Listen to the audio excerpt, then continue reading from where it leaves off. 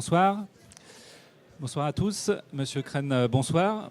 Bonsoir. Vous êtes le dirigeant et fondateur de la société Inventiva, société de biotechnologie donc, qui développe des thérapies innovantes dans les fibroses et l'oncologie. Est-ce que vous pouvez nous décrire un peu plus précisément votre technologie ? Alors nous, donc Inventiva, on est une société de biotechnologie basée à Dijon. On est une spin-off des laboratoires Fournier. Et en créant la société, on a hérité de cette technologie. Et donc, au fait, on fait des petites molécules, des médicaments qui vont activer ou réprimer certains gènes. Donc, c'est des petites molécules qui rentrent dans la cellule et qui activent ou répriment des gènes. Très bien. Et donc, est-ce que vous pouvez nous dire à quelle maladie s'adresse votre portefeuille de produits aujourd'hui ? Voilà. Alors, une particularité de cette technologie, un des avantages, c'est qu'elle peut couvrir un grand nombre d'aires thérapeutiques. Et donc, nous, on a sélectionné 3 aires thérapeutiques. L'une, ce sont les maladies fibrotiques, qui couvrent un grand nombre de maladies, l'oncologie. Et la troisième, ce sont les maladies lysosomales, ce sont des maladies rares de l'enfant. Et donc, quand on regarde notre portefeuille produits, on a 3 produits qui sont bien avancés, qui sont dans des phases cliniques avancées.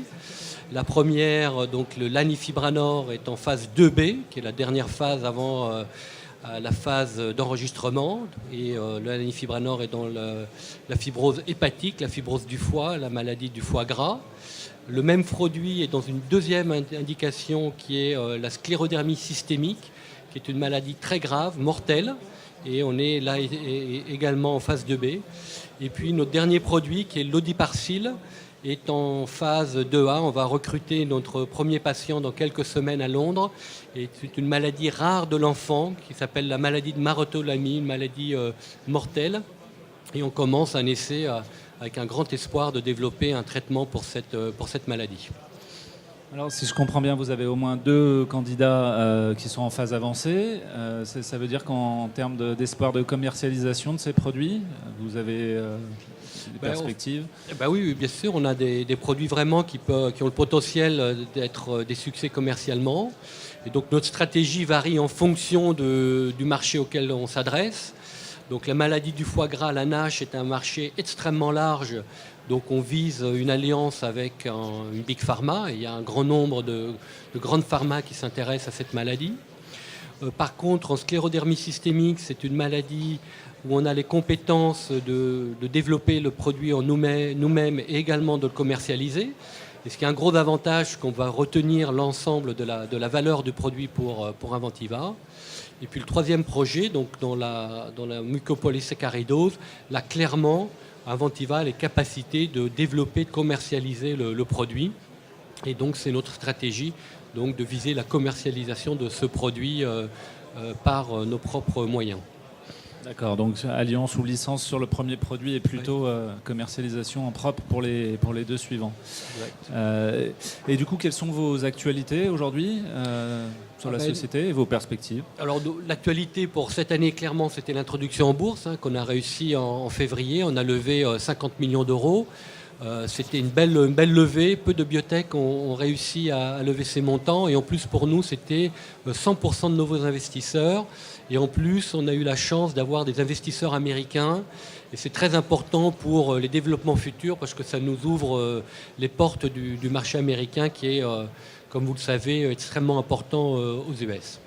Ensuite, l'actualité pour nous, bien évidemment, c'est le développement de nos 3 études cliniques avec des résultats qui sont attendus début 2019. Premier résultat, c'est dans la sclérodermie systémique. On a annoncé en mi-octobre qu'on avait terminé le recrutement de l'étude clinique. Et donc, les résultats sont attendus début 2019. Ensuite, juste après, on attend les résultats dans la NASH, donc Q1, Q2. Et pareil, dans le premier semestre 2019, les résultats dans la mucopolysaccharidose. Donc vous voyez que le profil d'Inventiva va changer dans les premiers mois 2019, donc d'ici un peu plus d'1 an. Très bien, donc des perspectives à assez court terme finalement.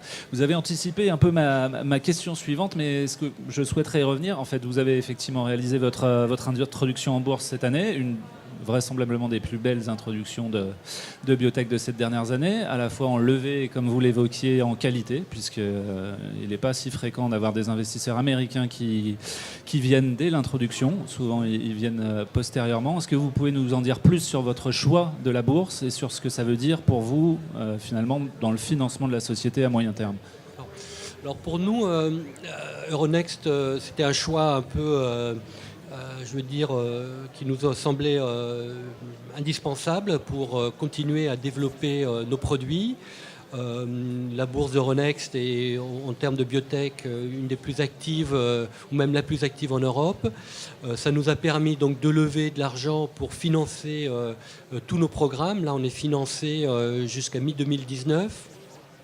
Et en plus, comme vous le disiez, ça nous a permis d'atteindre des investisseurs américains, mais également des grands noms européens. J'ai mentionné quelques Américains, mais par exemple en Europe, on a eu Novo Ventures qui nous a rejoints.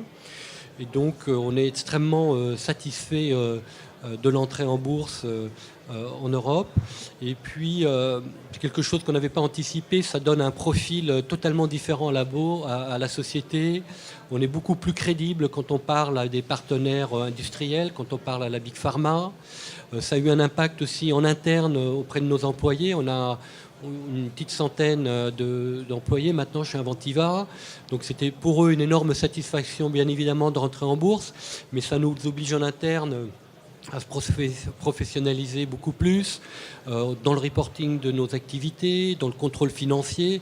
Donc ça nous a vraiment obligés d'élever la qualité. Et nous, on a la chance d'avoir des gens compétents, des équipes vraiment formées. Et je dirais que tout le monde s'est engagé avec enthousiasme dans cette nouvelle aventure. Très bien, et vous évoquez votre visibilité à l'étranger ou des partenariats. Et justement, quelle est la stratégie sur laquelle vous développez à l'étranger, que ce soit en études cliniques ou peut-être en logique de commercialisation? Alors le monde de la biotech, c'est un monde international. Donc on est constamment, entre guillemets, sur la route. J'étais aux États-Unis il y a quelques semaines, j'y repars la semaine prochaine. On participe à des salons, on participe à des forums investisseurs. Et bien évidemment, nos clients, nos partenaires, ce sont les grands de la pharma. Et donc, on les rencontre constamment pour leur faire part de nos avancées, pour leur faire comprendre ce que nous réalisons. Et de même avec les investisseurs. Donc, je vous ai dit qu'il y a eu des investisseurs américains qui ont investi. Ça veut dire qu'il faut aller les voir régulièrement. Ils nous suivent, ils nous conseillent, ils nous ouvrent des portes. Donc, tout ça est un travail de longue haleine et que l'on réalise moi-même et Pierre Brocal, cofondateur et notre directeur scientifique, lui se concentrant plus sur les grands événements scientifiques. Donc on participe également à des grandes conférences. Vendredi, on sera à New York, on a un meeting où on présente l'étude clinique de l'Odiparcil. Donc il y aura une webcast disponible sur notre site internet. Donc tout ça fait partie de l'animation pour mieux faire connaître Inventiva aux États-Unis, bien évidemment en France en participant à ce congrès et à d'autres conférences internationales en Europe et aux États-Unis.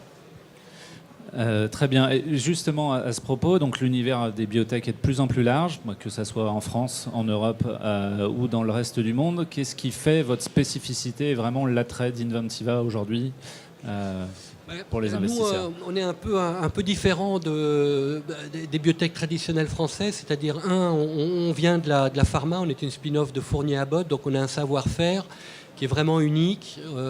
On a une plateforme technologique, on est basé à Dijon, on a un centre de R&D qui est vraiment ce qui se fait de mieux au niveau pharmaceutique. Vous ne trouverez pas ça dans un grand nombre de biotech. Et ça se traduit dans le fait qu'on travaille avec des grands groupes industriels. Donc on a 2 partenariats, en plus de nos propres portefeuilles produits. On travaille avec AbbVie, qui est dans le top 10 mondial, et on a un partenariat dans les maladies auto-immunes. Et on travaille avec Boehringer Ingelheim, qui est un des grands européens très reconnus en recherche. On travaille avec eux dans la fibrose pulmonaire. Et la dernière chose qui nous distingue, c'est qu'on a un pipeline, un portefeuille produit. Donc j'ai parlé de nos 3 projets en clinique, mais nos 80 personnes qui sont à la paillasse travaillent sur des prochains prochains projets qui vont rentrer, j'espère, en clinique dans quelques années. Donc tout ça fait qu'on a vraiment un moteur, des partenariats, un savoir-faire qui nous distingue d'autres sociétés biotechnologie françaises. Vous évoquiez votre siège et votre centre de recherche et développement qui se trouve à Dijon. En quoi cet ancrage régional est aujourd'hui une force et, j'allais dire, est-il important pour vous ? Bon, c'est ça, on est Dijonnais, c'est une force. En fait, on a une équipe, c'est un des succès d'Inventiva, c'est notre équipe. Bon, c'est des Dijonnais, ils sont là, ils ont une très forte compétence. Mais encore une fois, nous, on est ancré localement, mais on est une société internationale. Nos clients, c'est AbbVie, Boehringer, nos investisseurs sont internationaux. Donc, on est des leaders localement, mais on est également des leaders internationalement. Bien, écoutez, félicitations en tout cas pour ce beau développement et pour la suite par avance. Et merci de votre temps. Merci Alexis et merci à vous tous. À bientôt.